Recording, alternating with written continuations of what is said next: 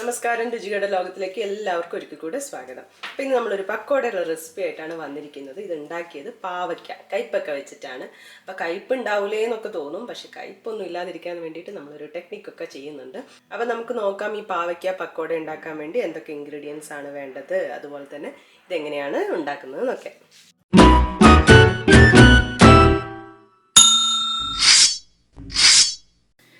അപ്പോൾ ഇത് ഉണ്ടാക്കാനായിട്ട് നമ്മൾ 2 പാവയ്ക്കാണ് എടുത്തിട്ടുള്ളത്. 2 ചെറിയ പാവയ്ക്ക എടുത്തിട്ടുണ്ട്. ഇനി ഇതൊന്ന് ക്ലീൻ ചെയ്ത് കൊടുക്കുകയാണ്.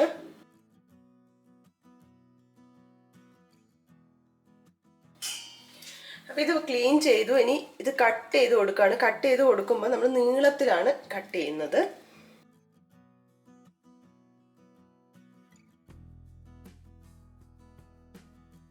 ഈ ഒരു പാകത്തിന് കട്ട് ചെയ്ത് കൊടുക്കുക. ഒരുപാട് അങ്ങ് തിക്നെസ് ഒന്നും വേണ്ട, ഇങ്ങനെ കട്ട് ചെയ്യാം. അപ്പോൾ പാവയ്ക്ക മൊത്തം നമ്മൾ കട്ട് ചെയ്ത് വെച്ചിട്ടുണ്ട്. അപ്പോൾ ഈ പാവയ്ക്ക കൊണ്ട് എന്തുണ്ടാക്കുമ്പോഴും എല്ലാവർക്കും ഉള്ളൊരു പ്രശ്നം എന്ന് പറഞ്ഞാൽ അതിൻ്റെ ആ ഒരു കയ്പ്പ്. അപ്പോൾ ആ കയ്പ്പ് മാറ്റാൻ വേണ്ടി നമ്മളൊരു കാര്യം ചെയ്യുന്നുണ്ട്.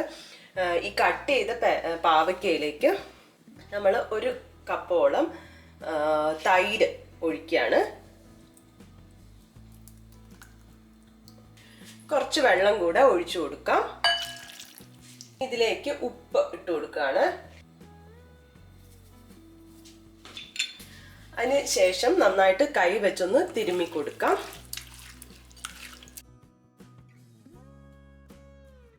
അപ്പം ഇതിൻ്റെ കയ്പ്പ് അങ്ങ് പോയി കിട്ടും. കുറച്ച് സമയം ഇങ്ങനെ തിരുമ്മി വെക്കുക. എന്നിട്ട് അവസാനം ഈ തൈരും വെള്ളവും കൂടെ ഉണ്ടല്ലോ, അതങ്ങ് കളഞ്ഞെടുത്താൽ മതി.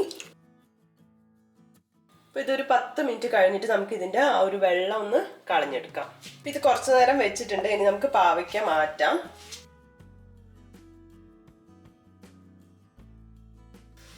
അപ്പോൾ ഇതെല്ലാം നന്നായിട്ട് മാറ്റി വെച്ചിട്ടുണ്ട്. ഇനി നമ്മൾ ഇതിലേക്ക് കുറച്ച് പൊടികൾ ചേർത്ത് കൊടുക്കുകയാണ്. ആദ്യം കടലപ്പൊടി എടുത്തിട്ടുണ്ട്. കടലപ്പൊടി 4 ടേബിൾ സ്പൂൺ എടുത്തിട്ടുണ്ട്. അത് ഇതിലേക്ക് ഇട്ട് കൊടുക്കാം. അതുപോലെ അരിപ്പൊടി വേണം 2 ടേബിൾ സ്പൂൺ. കോൺഫ്ലോർ എടുത്ത് വെച്ചിട്ടുണ്ട്. ഇത് 1 ടേബിൾ സ്പൂൺ ആണ് എടുത്തത്, അത് ഇട്ട് കൊടുക്കാം. ഇനി നമ്മൾ മഞ്ഞൾ ഇട്ട് കൊടുക്കുകയാണ്. ഒരു 1/4 ടീസ്പൂൺ മഞ്ഞൾ എടുത്തു, അതിടാം. എരിവിന് വേണ്ടി മുളക് പൊടി, കാശ്മീരി മുളക് പൊടിയാണ് എടുത്തിട്ടുള്ളത്. അത് 2 ടീസ്പൂൺ ആണ് എടുത്തിട്ടുള്ളത്, അതിട്ട് കൊടുക്കാം.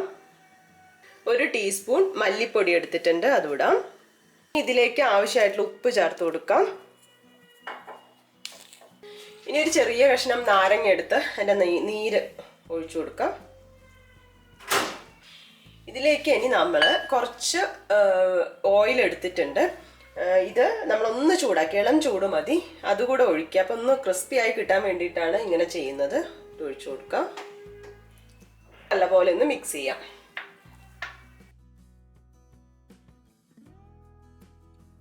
ഇതിൽ കോട്ടിങ് ശരിയായിട്ട് വരണം. വേണമെന്നുണ്ടെങ്കിൽ കുറച്ച് വെള്ളം ചേർത്ത് കൊടുക്കാം.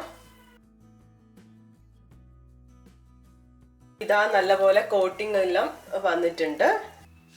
ഇനി ഇതിലേക്ക് കുറച്ചൊരു 8 അല്ലി വെളുത്തുള്ളി ചതച്ചിട്ടോ അല്ലെങ്കിൽ ഇങ്ങനെ അരിഞ്ഞിട്ടോ ഇട്ട് കൊടുക്കാം. അതുപോലെ കുറച്ച് കറിവേപ്പില എടുത്ത് ഇങ്ങനെ ചെറുതായിട്ട് അരിഞ്ഞു വെച്ചിട്ടുണ്ട്. കറിവേപ്പിലയും കൂടെ ഇടാം. അപ്പോൾ ഇത് ഫ്രൈ ചെയ്യാൻ വേണ്ടി പാനിലേക്ക് ഓയിലൊക്കെ ഒഴിച്ച് ചൂടാക്കിയിട്ട് നന്നായിട്ട് ചൂടാവണം. എന്നിട്ട് ലോ ടു മീഡിയം ഫ്ലെയിമിലിട്ടിട്ട് നമ്മൾ വറുത്തെടുക്കുകയാണ്. അപ്പോൾ ഇട്ട് കൊടുക്കാം.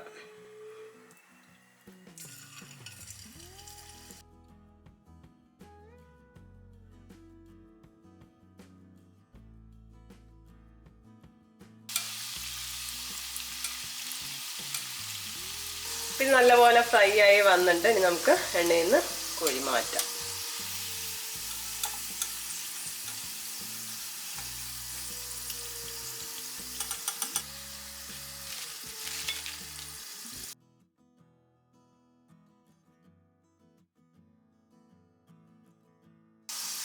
ഇതും ഫ്രൈ ആയിട്ട് നമുക്ക് എടുക്കാം.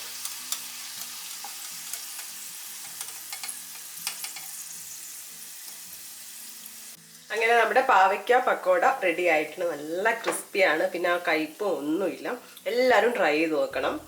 നമുക്ക് സാധാരണ പാവയ്ക്ക കയ്പാവുന്നതാണ് പ്രശ്നം, പക്ഷേ ഇത് അതൊന്നും അല്ലാതെ എങ്ങനെ ഉണ്ടാക്കാമെന്നൊക്കെ നമ്മളിതിൽ പറഞ്ഞിട്ടുണ്ട്. ട്രൈ ചെയ്ത് നോക്കി നിങ്ങളുടെ ഫീഡ്ബാക്കൊക്കെ അറിയിക്കുക. പുതിയൊരു വീഡിയോ കാണുന്നവരെ ബൈ.